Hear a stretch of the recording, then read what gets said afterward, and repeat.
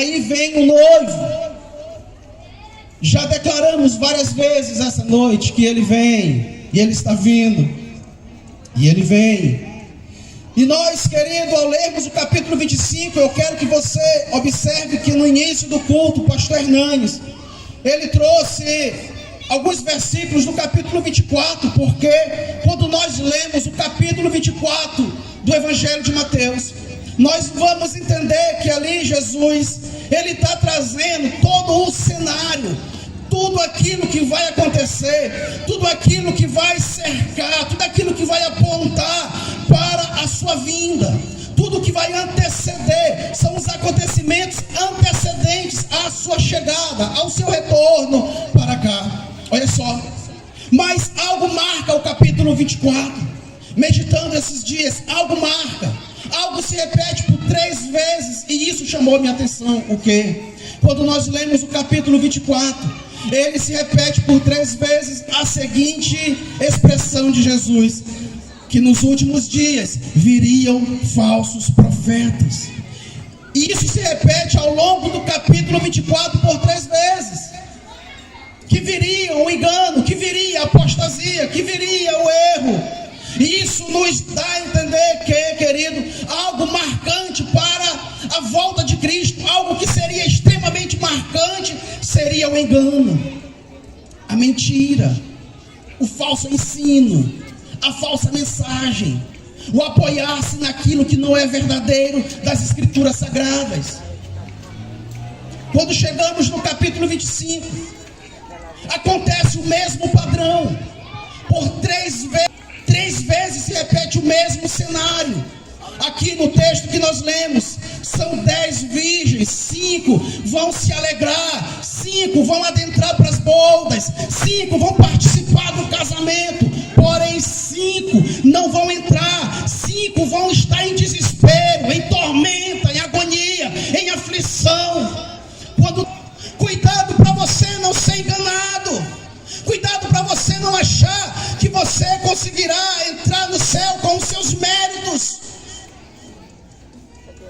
em pensar que é uma boa pessoa, em pensar que é uma pessoa direita, uma pessoa honrada, honesta. E isso é muito bom, isso é muito bom, mas isso não é o suficiente para entrar nos céus. Queridos, o engano, a falsa filosofia, o falso ensino vai marcar esse tempo, e tem marcado. Temos visto isso em uma proporção muito grande, o engano. O texto diz para nós: então, o reino dos céus será semelhante a 10. Então vamos entender, queridos, que Jesus, quando ele fala 10, ele está na verdade usando esse número para dizer que quando ele voltasse, toda a totalidade de pessoas seriam reunidas diante dele. Não é simplesmente 10 virgens que estão esperando o noivo. Queridos, ele está voltando e todas as pessoas estarão diante dele.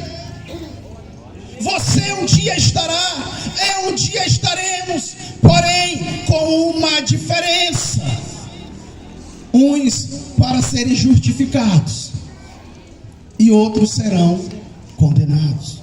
Muitas vezes, olha, muitas vezes, isso mostra o amor de Deus, que continua enviando.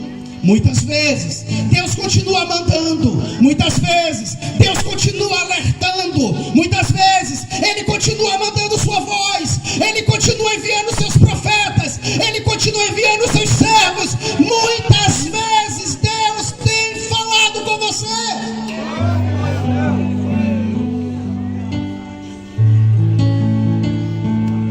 E de muitas maneiras, aos pais, pelos profetas, e a nós, e a mim, e a você, e a cada um de nós. Ele disse a nós: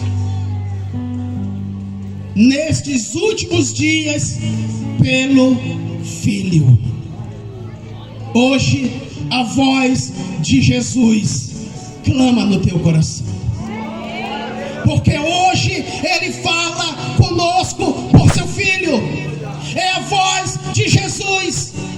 Hoje, pela ação do seu Espírito que veio, que desceu e ministra agora no seu coração, eu sinto dentro de mim que Deus está falando contigo. Você está refletindo na sua vida. Percebe isso? Deus, Ele tem chamado o homem desde a antiguidade. Ele tem chamado. Um grito se ecoa: volte-se para Deus, obedeça a Deus, se arrependa do seu caminho, viva a vida que Deus te deu para Ele. Há uma voz clamando o tempo todo, mas a palavra do Senhor diz: mas se você rejeitar, Ele um dia te rejeitará também. Mas se você o aceitar, Ele te guardará do mal que está por vir. A voz de Deus, a palavra, a pregação, aponta para Cristo. Primeiro, que Ele estava vindo para remir o seu povo, e agora Ele voltará para reinar eternamente, para governar eternamente. Não mais para ser cuspido, desprezado, zombado, rejeitado. Não mais como ovelha muda, ser levado ao matadouro. Não, Ele virá e agora se assentará no seu trono de glória para reinar e julgar. Aí o verso termina assim, ó: saiam ao encontro. Ou seja, à meia-noite ouviu-se um grito, um clamor. Esse clamor tem uma mensagem, e quem ouve essa mensagem precisa ter uma atitude. Agora é dito assim: saiam ao encontro. O homem agora precisa tomar uma decisão de ir ao encontro.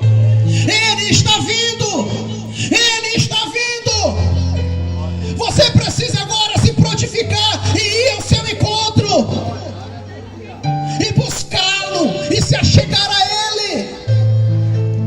Perceba que a ordem é essa: saiam ao encontro. Somos chamados a ir ao encontro de Cristo. Você é chamado a encontrar-se com Deus. Por quê? Porque você vai perceber no desfecho, você vai perceber o seguinte: que quando as 5 acordam, escute isso, quando as 5 despertam, quando elas se levantam, quando elas se aprontam, 5 percebe que não estavam prontas para a chegada dele. Até dizia que estava esperando, até falava que estava aguardando, até dizia que conhecia Jesus, até dizia que passou um tempo com Jesus, até falava que conhecia Ele. Mas você percebe que elas mesmas percebem que não estavam prontas. Não foi um apontamento das 5 preparadas que disseram: ei, você não está pronta. Não, elas mesmas foram tomadas de consciência. Foram tomadas de consciência que durante a sua vida negligenciaram esse momento. Foram tomadas de consciência que durante a sua jornada elas se esqueceram que esse dia chegaria. Até falaram que estavam esperando.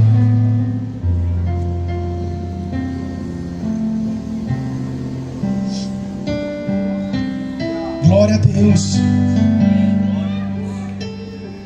Então, meu irmão, isso nos faz entender que a questão aqui não foi o fato das 10 terem dormido, e sim como elas despertaram. Como foi que elas acordaram? Então se pergunte isso: Eu não sei quando eu vou partir daqui. Eu não sei quando eu vou morrer. Eu não sei como será a minha partida, nem quando. Então se pergunte, analise como eu vou acordar na eternidade. Porque aqui você vai perceber que imediatamente elas ficam desesperadas. Dai-nos do teu azeite. Elas percebem que não tinham levado azeite. Elas percebem que as lâmpadas estavam se apagando. Elas percebem e elas desesperadas começam a pedir: me empresta azeite, me arruma azeite. Veio uma resposta e diz: não. Não foi um ato de egoísmo da parte delas, não. É porque aquele azeite foi uma conquista individual, foi uma luta individual, foi uma busca individual. Agora elas dizem assim: ide comprai. Agora perceba que é meia-noite. Perceba que é meia-noite. Tem comércio aberto meia-noite? Tem comércio aberto para você fazer uma compra meia-noite? Pense nisso. Meia-noite todos os comércios estão fechados. Nem mesmo a maior rede de supermercados do Maranhão abre até meia-noite. Não fica aberto até meia-noite. Não funciona ao público até meia-noite.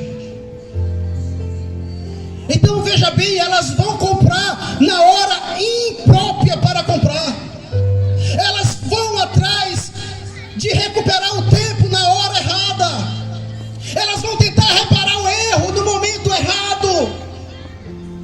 Porque não era momento, não dava para comprar naquela hora, não tinha como, estava tudo fechado. Mas elas imprudentemente vão, achando que o esforço pessoal delas, achando que o esforço delas agora ia mudar alguma coisa. Não mudou nada. Quando elas voltam, a porta está fechada. E aí nós vamos para um texto que está para nós em Lucas 16.